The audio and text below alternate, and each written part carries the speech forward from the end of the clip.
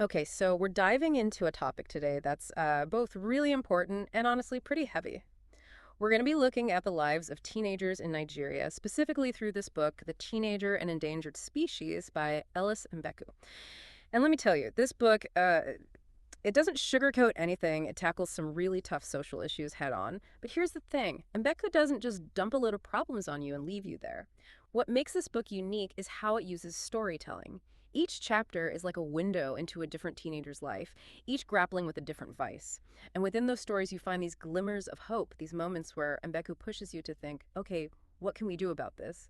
It's a powerful blend of hard-hitting narratives and, believe it or not, a sense of cautious optimism. Take the story of AY, for example. This kid, right out of the gate in chapter one, his story will suck you right in. AY is super tech savvy, fascinated by the internet, just like a lot of teens these days.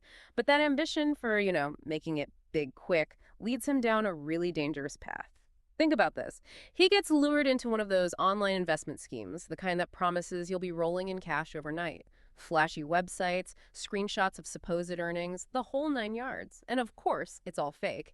AY ends up losing everything he invested. And you might be thinking, yeah, that's what happens when you fall for those too good to be true things. But Mbeko doesn't just tell you what happened, he makes you feel it. He captures that gut punch of realizing you've been scammed, the weight of the loss, the feeling of being utterly helpless. It's enough to make anyone want to crawl into a hole and disappear. But here's where things take a turn. AY doesn't let this experience break him. Instead of giving up, he decides to use what happened to make a difference. He throws himself into learning everything he can about online scams, cybercrime, all of it. And get this, he actually starts working with cybersecurity experts, even law enforcement, to track down the very scammers who targeted him. Talk about turning the tables. What's so fascinating about AY's story, and you'll pick up on this as you read, is that it highlights a really important question. How do we empower young people to be savvy, not just about the technology itself, but about the potential dangers lurking online? It's a conversation we need to be having more and more. Now, switching gears completely, let's talk about Aisha. She's a talented dancer in Chapter 2, striving to make it big in the entertainment industry. She encounters this group called the Enchanters, a name that just screams opportunity, right? They promise her the world connections, stardom, the works. And for a young, ambitious person like Aisha, it's like a dream come true. But as you might have guessed, things aren't what they seem. Mbeku doesn't hold back in showing the dark underbelly of these industries, how easily young people can be exploited. And what's especially unsettling is how he portrays the manipulation, the way these so-called enchanters prey on Aisha's dreams for vulnerabilities. It makes you wonder, how can we as a society create safer spaces for young people pursuing their passions, especially in fields that are so susceptible to exploitation? It's a question that lingers long after you finish Aisha's chapter. Now imagine this. You're thrust into the bustling streets of Lagos with Komi's story in Chapter 8. This chapter is particularly poignant because it sheds light on a side of the city that many people try to ignore. Kome, driven by a desperate desire for a better life, for financial stability, jumps at what seems like a golden opportunity, a job offer that promises a way out of poverty. But it quickly becomes clear that she's been lured into the dark world of prostitution, trapped by ruthless individuals who control her every move. And it's here that Mbeku introduces the term NGO, which stands for non-governmental organization. These organizations often step in to provide aid and support in situations where governments fall short. In Kumi's story, an NGO working against human trafficking becomes her lifeline, her path to freedom. But even in the midst of this horrifying situation, Mbeku shows us the incredible strength of the human spirit. Kome forms a bond with another girl, Aranola, who is also trapped in the same nightmare. Together, they find solace and strength in their shared struggle, and eventually, with the help of that local NGO, they manage to break free. It's a stark reminder that even in the darkest corners of exploitation, hope and resilience can persevere. Kumi's story is just one example of how young people can become, well, ensnared in these exploitative systems. And it makes you realize that these individual stories, as powerful as they are, they're actually pieces of a much bigger puzzle. That's precisely what Mbeku does so masterfully in this book. He weaves these personal narratives into a broader tapestry of statistically backed realities. It's not just storytelling, it's social commentary, grounded in hard data.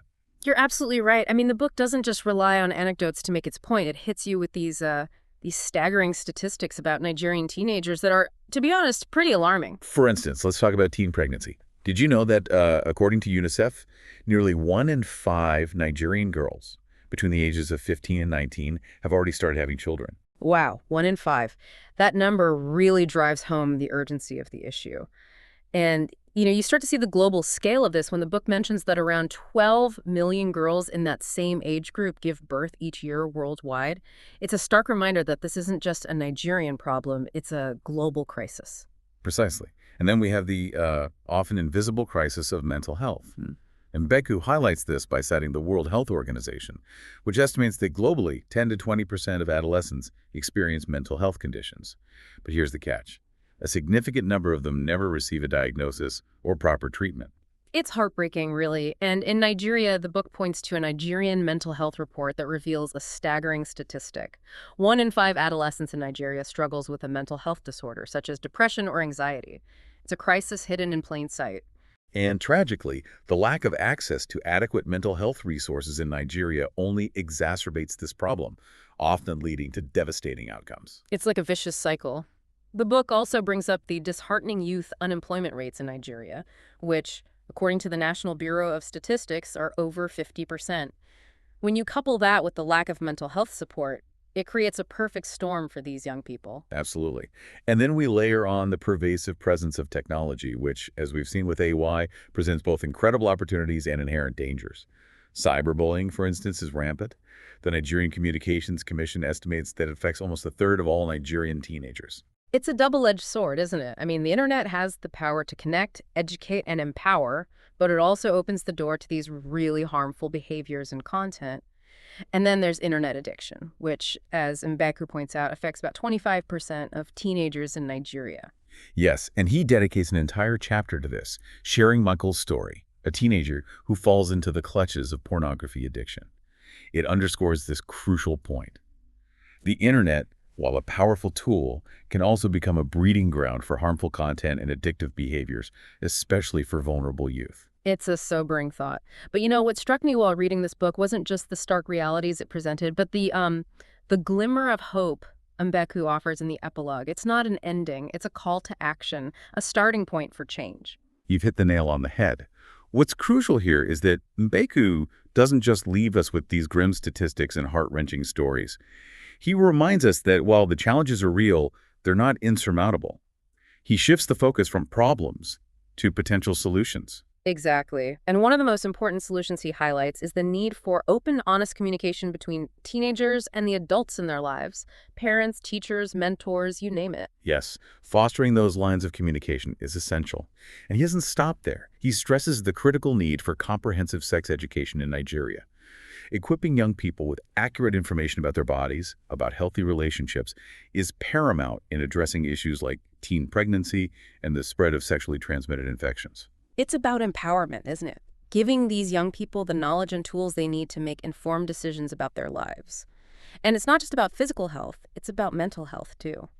Mbeku talks about the importance of destigmatizing mental health issues and ensuring that young people have access to the support they need. Absolutely. He advocates for increased mental health resources, trained professionals, and safe spaces where teenagers feel comfortable seeking help without shame or judgment. And, what resonated with me was his call for stronger laws and policies to protect youth.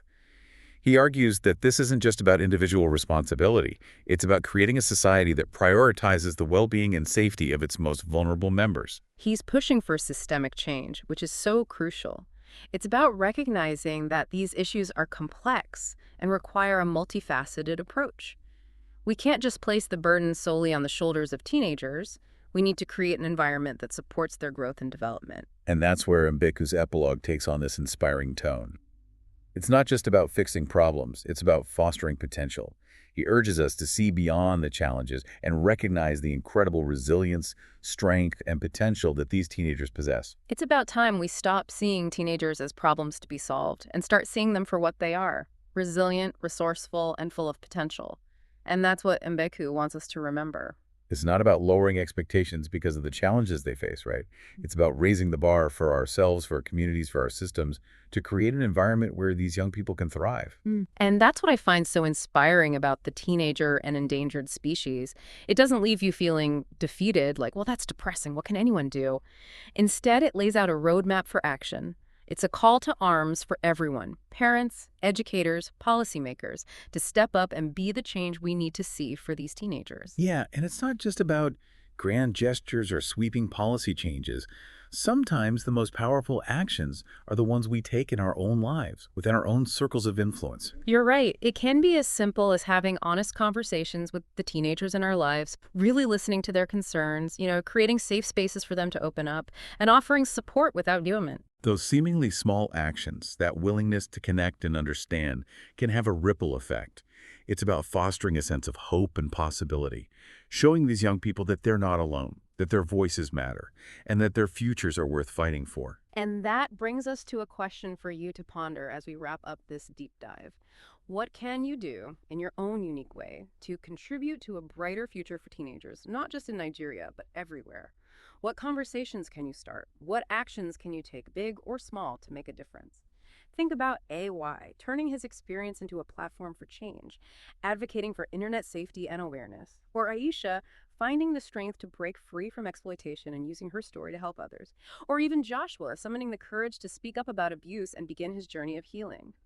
These stories remind us that even in the face of immense challenges, even when it feels like the world is against them, teenagers are capable of extraordinary resilience, courage, and compassion. And it's our responsibility as a global community to create a world that nurtures those qualities, a world where every teenager has the opportunity to reach their full potential. This deep dive has been emotionally charged, eye-opening, and honestly, essential. It's a stark reminder of the challenges facing teenagers today, but it's also a testament to the power of hope, resilience, and collective action. Let's keep the conversation going, and more importantly, let's turn our insights into action.